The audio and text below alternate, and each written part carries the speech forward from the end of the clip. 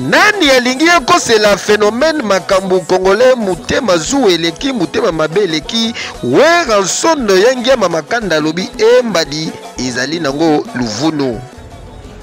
Salut ba fanatique ya clan Wenge.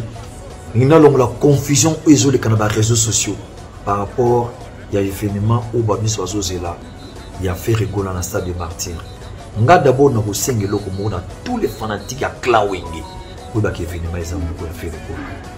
Bokende ko appuyer frère na bino. Eza pona culture moka pona pouvoir culture à Congo. En tout cas bolongo la confusion kozana ke ngai ou rason que ça soit ba collègue na ngai to koki ko boycotter concert à faire rigola jamais de la vie. Nga surtout bana ba uta na kata ndako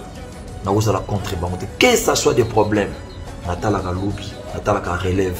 alors bolongo wana mutu na bino nga na misana ko appuyer artiste congolais depuis très longtemps et puis mo ennemi na nga wera ezala ka artiste congolais donc na ligne réseaux sociaux bolongo la image wana alors moni boyibi bino moko journée nationale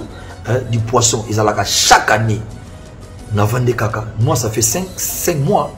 ba contacter nga na boya ko sala publicité na on a bino na za les jours et ça na mo fête auto ko fêter na ba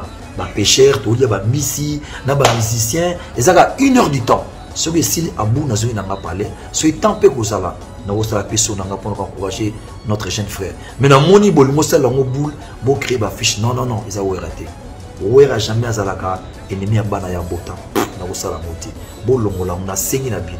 clan Wenge événement eza moko ya stade de Martyr à faire de appuyer alors polémique on a mayo soit bolongola. Donc rendez-vous le 24 Oyo na stade des Martyrs de la Pentecôte avec Jésus de Nyon Sofé Rigola les padres. Yo